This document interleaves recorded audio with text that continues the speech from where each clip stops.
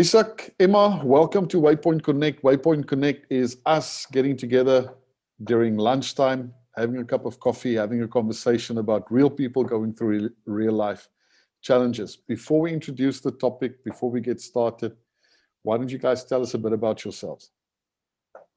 Awesome. Yeah, thanks for having us. So I am Emma. This is my husband. I'm the wife. And we are quite newly married. I have come from 8 years in the health and fitness industry, transitioned at the beginning of this year into sales, which is something completely new for me. And I'm currently living in Cape Town. Nice. Yeah, so I'm Izak, the husband, basically. A little bit more myself. I'm currently in sales. I'm back in the Western Cape. Yeah, I've been absolutely loving marriage life. So it's going in our first year, almost in September.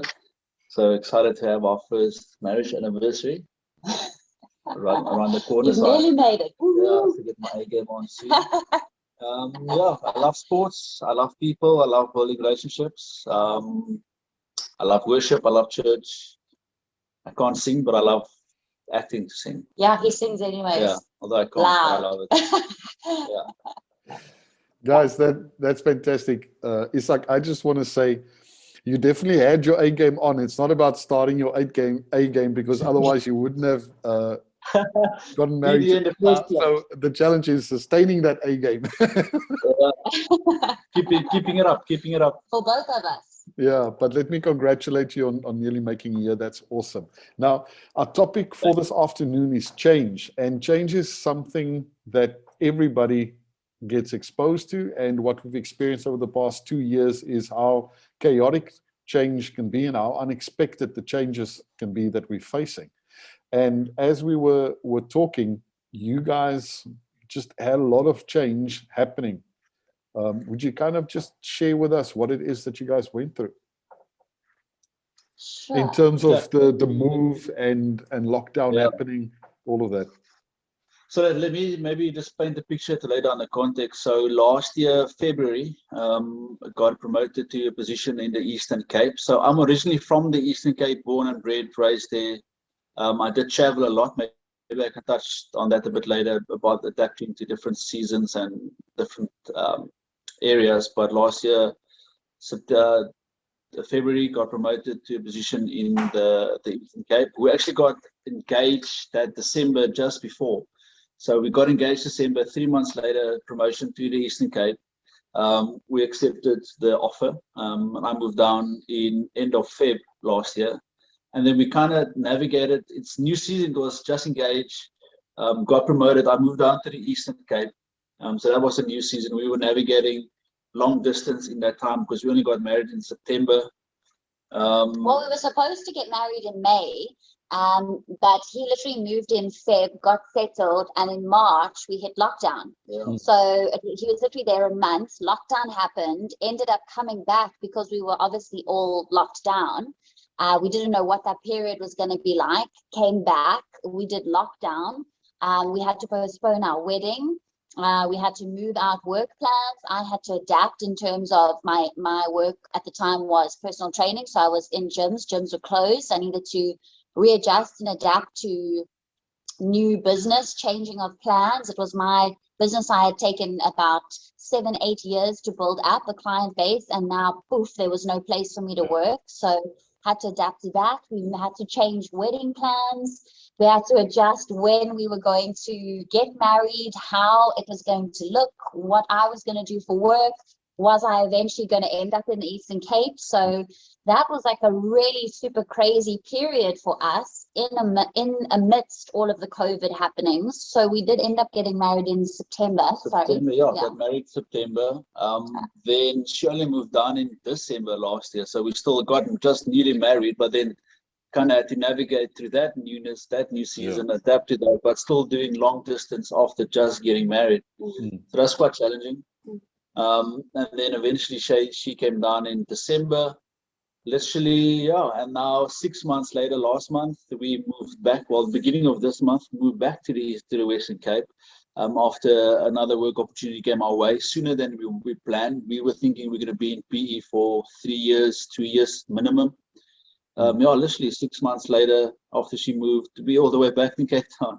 Yeah, just to put in perspective, I mean, I committed so fully to us being in PE for that period of time that I gave up all of my clients. I redispersed all of my clients onto other professionals. I moved to PE in the hopes that I would find something when I got there. So I literally packed up my whole life. We found tenants for our apartments here. We had never lived together under the same roof before because we were never in a married setting before together. We're lucky enough to be able to get a house in the Eastern Cape. And so when I moved in, it was a new city. It was the unknown of potentially a new job and what I was going to be able to do there, what I'd be able to find. It was a new marriage, the season of us stepping into being married and actually living together and being under the same roof. All in a new place where we really didn't know anyone. So there was tons of newness, which literally happened in the space of a couple of months. And then right, like I said to you earlier, right when I felt like we were starting to get settled, we had both been together in the Eastern Cape for 4 or 5 months. I had found work. We had, settled into our home. We had gotten into like a married routine. We'd plugged in at church. We were serving, and PE really started to feel like home. And unexpectedly, Izak's work offered him an amazing promotion, one which we prayed on and fasted on and, got confirmations on. And so we moved. We did the whole thing again. We stepped out in faith and we came back to a place that we are familiar with, but under completely different new circumstances, having to start back from scratch again. Yeah. So in what you're sharing, there's quite a few for us to look at and focus on. But I think for us to start is when change happens, there's unmet expectations. You had an idea of what tomorrow, the day after, and the 5-year plan will look like, and then suddenly it changes. Probably one of the biggest ones for you was when you guys thought of marriage. It's not how it panned out for you, because it's like the weirdest circumstance to be in when you just married and now suddenly you're apart from each other. So how did you guys navigate that expectations that weren't met that you had before? Because if lockdown and that didn't hit, it would have been different. Yeah, 100%, Dirk. And I think one thing that we always spoke about, I think in our dating courtship time and being engaged and even moving down to the Eastern Cape, we knew that communication is going to be key. So I think that's one thing that we really spoke a lot about. And it's easier to speak about something when you're not in that season, but when the season really hit, I think we were kind of prepared to the point that we were kind of prepared. But I think just from my side, what I can share is that communication for us in every day about sharing what we're going through, because, it's so easy to get busy with life and we can almost live past each other, especially not even being with each other. So communication is one thing I'll definitely highlight as being a key for us to navigate newly married, not with each other, but using technology, video calls and voice notes and sending videos to each other to really communicate as much as we possibly can. Yeah, and I think just in terms of expectations, I mean, we are so privileged that we are able to make plans and to set goals for ourselves and our lives and really want to take significant steps forward and intentional steps forward, towards what we really want and ultimately the life that we want to lead. But I think what this whole experience has taught us, and I mean, we laugh about it now, but when we start making plans now, I almost laugh about it and I say, just remember, the plans you're making now, God's laughing at us, because he's literally like, oh, really? Those are the plans you want to make? Just wait until you see what I have in store. Yeah. So I think it's so important also in terms of expectations is sometimes understanding that there's always a greater plan, and that sometimes you're so completely unaware of it, but sometimes God will put you in the most uncomfortable seasons, and sometimes you will be broken down in specific areas, but he will definitely build you back up. It's a season for building on your foundation and growing you, I think, ultimately. So with that last point that you made, what you're kind of saying is, even if you're in a relationship with God, pursuing him, and even if you're pursuing his dream for your life, that doesn't give you a get out of jail free card. That doesn't I'm struggling to find the right word, guarantee the fact that nothing bad isn't going to happen. Like you said, it's probably going to break you down to build you up, but it's for you. So what's clear from what you guys are sharing, and obviously from connecting with you in terms of when you served at Transit specifically, Izak, is the fact that your relationship with God is so important to you, and that relationship informs every other aspect of your life. But what would you say to somebody that's listening to this that's not in a relationship with God and saying, well, what's the point? Because even if I'm in a relationship with him, pursuing his will for my life, it doesn't guarantee that nothing bad's going to happen to me. So what's the point? What's the purpose? I can do this one first. So there's the song I've been singing this whole week. My strength is the joy of the Lord. That's where my strength is. And I think that one of these things that obviously comes out when you go through all this change up and down and all this newness is like anxiety and stress and all these other factors. And I think this is that peace you get from being in a relationship with God and knowing that he has a plan for you, although it might not look the way you want it to look. It really does. Let me just share that as well.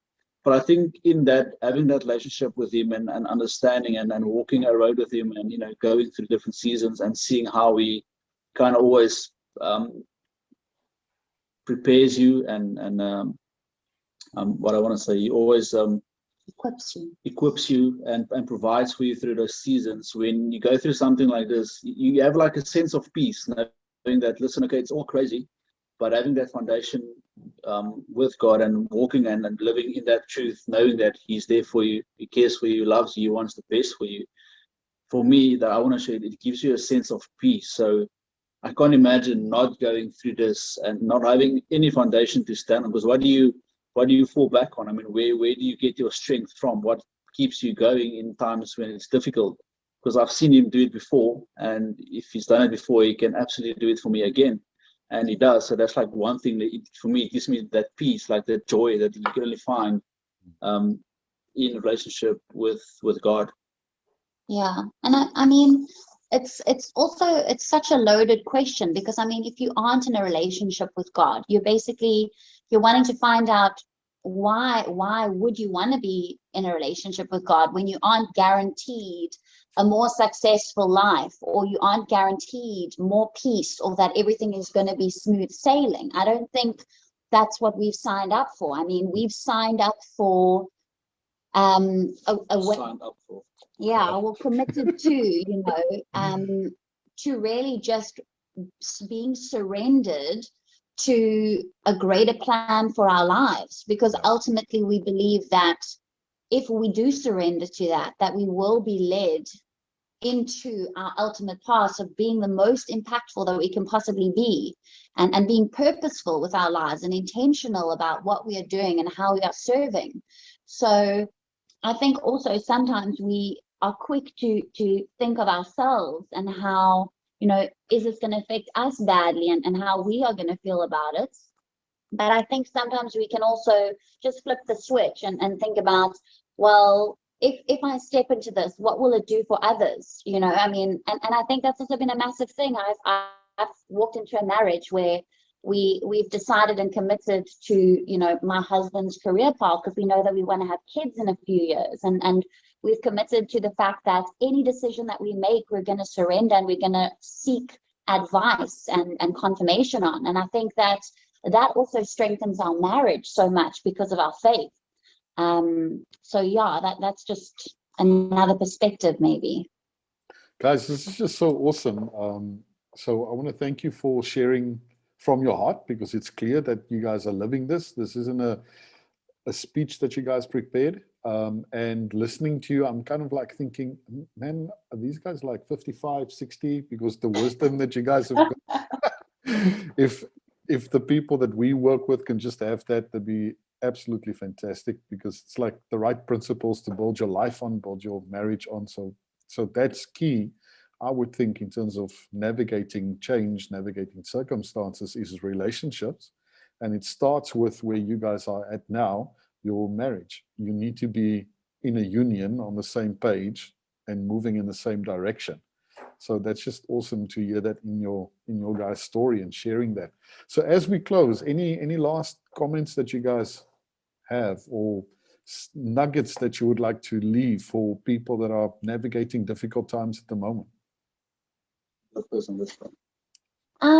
I definitely have loads, but I think what pops up for me is this has really been a season where I have felt like I've really been forced to almost wrestle with God, and to really get close with him, and to really question his plans for my life. And I think within all of that, I've had to reassess everything that I found important, from, you know, where I would seek validation to the things that I owned, to the job that I thought, you know, was a little bit of my identity. All of those things that God has kind of broken off of me in this process. And I see now through all of that. I mean, at the time you don't see it. And I think I'm still really in it. But I think to be slowly but surely realizing this, and for God to slowly but surely be exposing to me, this is who you are. This is the way I've designed you. This is where your value lies, and you are enough no matter where you are, no matter what you're doing. And to be able to go through that, I think for us in a marriage as newlyweds, and to have that be something to also set us up as part of our foundation, has been something absolutely incredible. So yeah, I'm grateful for that. I think even through all the challenges, all the sacrifices, you know, all the crying moments where we've gone for runs and I've been like, I can't do this, I'm really battling, you know, we together are stronger, and we come out on top, and we will always seek our faith and turn our eyes to God, because we know that he's where we want to be. Beautiful. Just from my side, I think change is always going to happen, right? I mean, you're always going to have to adapt to some sort of change in your life. If it's not COVID, there's going to be something else in a few years. So I think just maybe a nugget from my side is just to use like every season that you are in, because that season, God uses everything, you know, in your life. And I mean, again, I can just attest for this, like every season that I've gone through, if I look back at it now I understand why I went through that season. But when you go through that storm, you never see the other side of the ocean, or whatever analogy you want to use. However you want to put it, but like literally everything you go through, that is making you stronger. That's equipping you for a new season to come. So it's almost like we never see what the next season is going to hold. So what this adaptiveness and change of season and everything has taught us is that, listen, now that we've gone through long distance, now when we are actually with each other, our communication is good, because we had to learn to communicate, because we didn't have that face-to-face time every single day, as an example. So in that same sense, everything God is going to use to equip you to make you stronger for the next season. So never despise where you are, or just don't get out of it. Yes, I know people will go through some real struggles. I acknowledge that. But what I'm trying to say is every season is going to make you stronger and teach you something that you are going to need when the next time for change come, or when the next season of challenges hits you. Yeah, the lower the valleys, the higher the mountain you're being prepared for. So embrace that. Yeah, it used to be that the two inescapables of life is death and taxes, but I think what we've discovered is that it's death, taxes, and change. Yeah, sure. But I just thank you guys for sharing from your heart, from experience, being open and honest about it. Like you said, Emma, the fact that we're sitting at the other end of that storm and life is great. It doesn't mean that that process was easy. And that's another lesson that I've learned in life. Often we look at other people, we look at their success, what they have, and we say like, I would want that. But we don't know the journey that they went through in order to get there. And the question is, would we be willing to go through that same process? Because it's a process, like you said, it's Izak, where this season is building us, shaping us, and setting us up for the next season. And how much better to be able to go through this, knowing that I'm in a relationship with a God that loves me. He knows I'm going through this, and even this process is in his hands. And he can use this, no matter how painful this is, to set me up for success, whether it's in this season or the next season. Absolutely. Great. Thank you, guys. Have a great week. And thank you for being with us on Waypoint Connect. Awesome. Great seeing you. Yeah, awesome stuff. Thanks, guys. Great. And I'm looking forward to having you guys with us again, sharing something that's on your heart that God's busy doing with you. And so I'm looking forward to seeing you guys again. Yes, we will see you soon with great testimonies. Great stuff. Awesome. Guys, thank you very much. And to our people that have joined in, thank you for being with us. And I just want to close off with saying, you must have a great week.